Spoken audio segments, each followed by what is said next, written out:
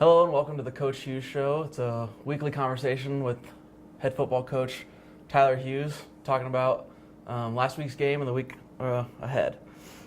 Let's take a few takeaways from Sioux Falls. Isaiah Wade played pretty well overall, 27 completions. He got the ball to 8 different receivers. So you have to be kind of happy with the way the passing game played out, the way your offense kind of handled the ball. So what did you see from the sideline during the game? Well, I think with Isaiah, he's going to be all right. He's taken this responsibility really seriously that he's our starter right now, and I think he's got good chemistry with the receivers, and I think he's been a good guy in the huddle. I think the biggest thing for him as he continues to progress is just getting more and more reps. I mean, last year he was thrust into a starting role really early, probably a little bit too early.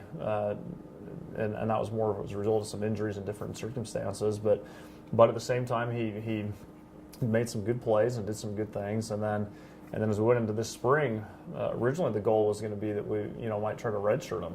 We had Zach as the number one at the time. We had Jose Escobar as our number two, and that was kind of the plan. And Zach got hurt, and some different circumstances with Jose put Isaiah up into our second spot, and then now our first spot. And so he's really just kind of just got himself ready for whatever might come, and it hasn't been anything we've kind of planned in advance, saying this is how it's going to go. It really hasn't come out that way. But again, to his credit, he's had himself ready, and he's done well. I mean, he was 27 of 41 in the game, and he had a couple of mistakes on his read progressions and one interception. But past that, he played a pretty good football game, and like you said, he distributed the ball well. 8 different guys caught the ball, which is important for me in our offense. So, like I said, he's going to be all right.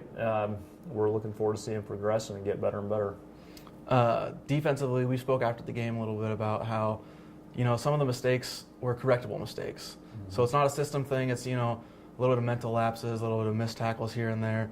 So, those are correctable things. So on the defensive side of the ball, how confident are you in those corrections being made?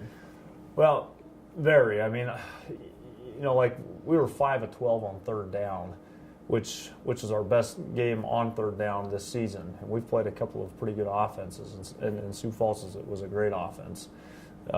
They had averaged almost 600 yards per game in their first 2 games. We held them to about 430. We didn't play a perfect game by any stretch. We had some mistakes. But there were some things that we did defensively that were really good, and our players need to continue to build on that. Where I felt like we had made some mistakes is we didn't tackle well enough. I mean, like I said, we held them to 430. We could have held them to under 400 and quite a bit less had we tackled a little bit better. A lot of that just relates to our players. They just need to continue to run their feet on the field. Sometimes they get in a situation, they're in an alley, and they feel like, I got to dive and try to make this play. But they just continue to run their feet. Maybe the guy, maybe you don't get him down right there at the point of where you're at, but maybe you limit it to a 2 or a 3 yard run as opposed to a 6, 7, or 8 yard run.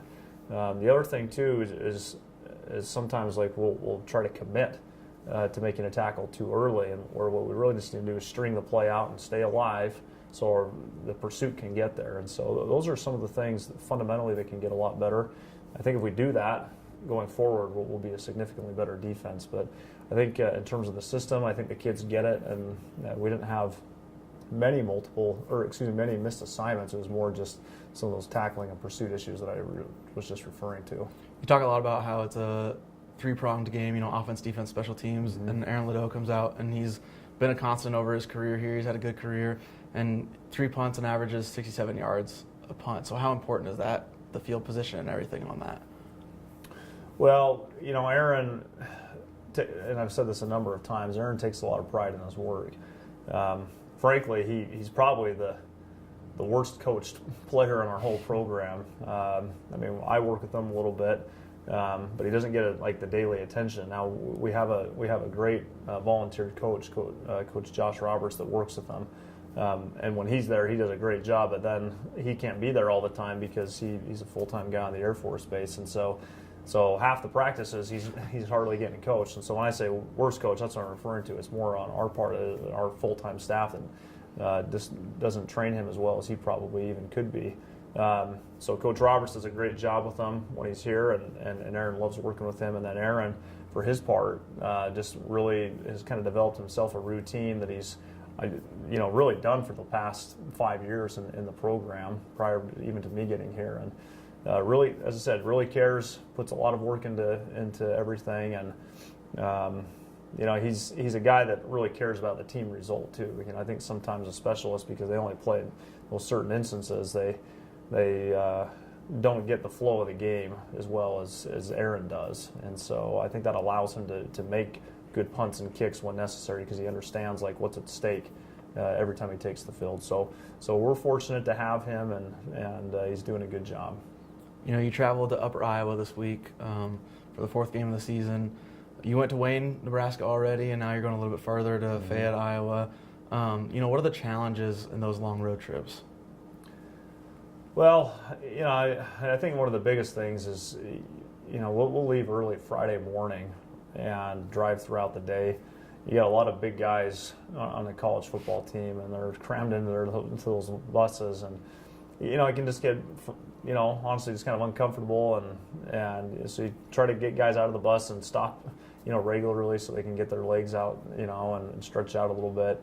Now we have a routine that we go through once we get to the hotel, which I think is a really good one, but that 8, 9, 10 hours before you get there can be a long time on the bus. So I think that's one of the big challenges, just in terms of logistics. Then as far as the game, which is the most important thing, is you're in a new environment, getting guys accustomed to that. You're working in college football with guys 18 to 22, 23 years old, and so when they make a trip like this, sometimes it's the biggest trip they've ever made in their life for some of them. And so getting them used to a new environment and then focused on playing the football game, and just understanding that their football field is the same size as our football field and any other one they've ever been on, and just blocking out a lot of the external factors that are irrelevant. You just have to always do that when you go on the road. But all that being said, I think we've got, for being a young team, I think we've got a mature team, and I think they understand the little things that they have to do to make themselves comfortable on a trip, and then get themselves mentally ready to play a game.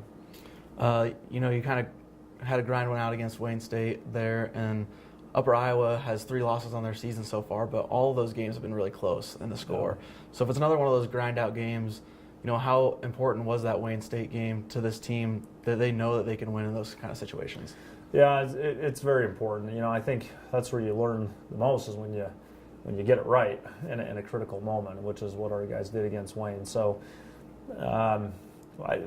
we know that Upper Iowa is a good football team. I mean, they've lost 3, but they easily could be 3-0 at the same time. Right. And so we know that this is, again, a good team. So our guys will, as they watch on film, they'll see how physical this team is. They're a well-coached team, and they're disciplined, and they're really sound in what they do.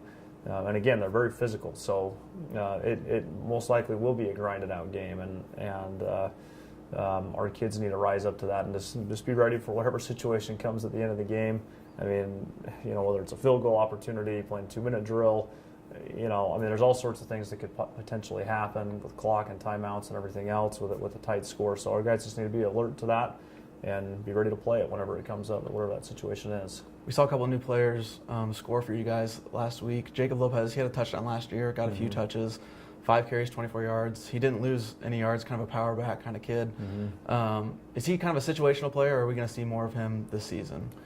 Well, Jake's a guy that has some versatility. I mean, he's a bigger back, but he didn't play fullback in high school. I mean, he did in certain spots, but he was more of a halfback. And for us, we recruited him in, moved him to a fullback, had given him a little bit of opportunity, as a halfback here and there, and we started doing that more and more this year.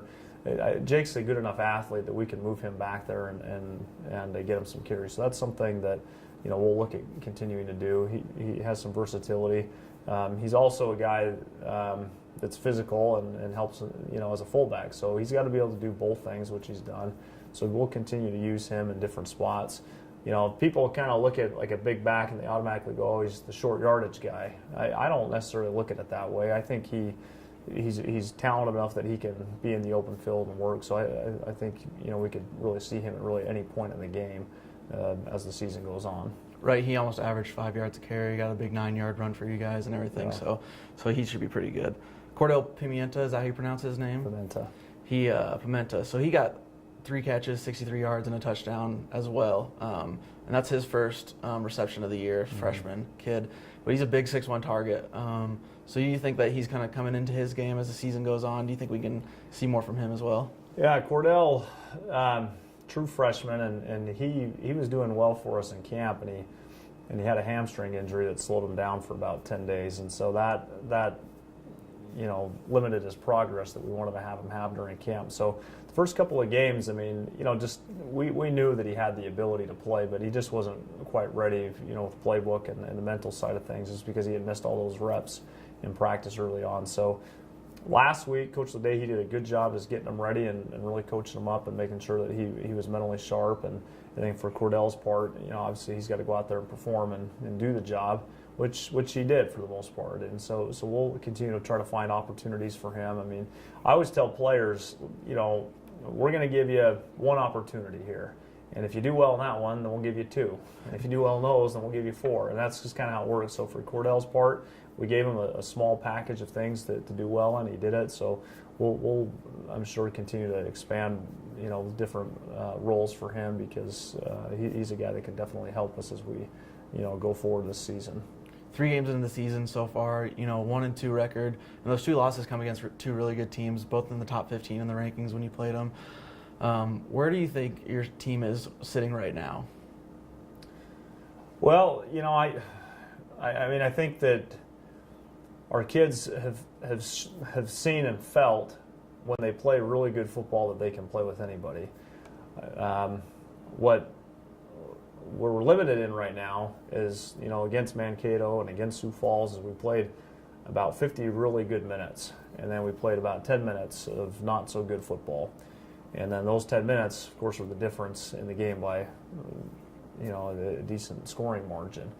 When we get opportunities on the field, we have to take better advantage of them. In the game this past weekend, we had a blocked punt and we had a forced fumble, put us on the positive side of the 50 in both accounts, and we came away with nothing. That's 14 points that we could have had, and all of a sudden the game feels quite a bit different. We had a pick 6 opportunity that we missed. Would have been an easy touchdown for us. We missed that opportunity. So we missed some opportunities in the game that would have made the game feel totally different. And when you're playing a great team like Sioux Falls, you have to make those plays. You can't come up empty on those things. And so I think for us, I think our players are confident. I think they know that they can do some really positive things on the field. It's a constant effort to strive to be more and more consistent. And then I think the other thing too, where it was homecoming, I do think that our players were a little bit too emotional early on, and just so excited in the moment. And I know they wanted to play well, but they just really have to once the kickoff starts, it's just playing football, and not get worried about it. I use the term external factors. Just not worry about those kind of things. And I think once we can learn to eliminate that, we're going to be all right. But we got a good young team, and they work hard, and they care about what we're doing, and we're going to have a good season as we continue to go forward. Well, the rest of the season starts this weekend against Upper Iowa. The game is at 3 o'clock on Saturday, and you can catch all the coverage, pregame, postgame, and watch the game live at msubeavers.com. Thanks, Coach. Yeah, thank you.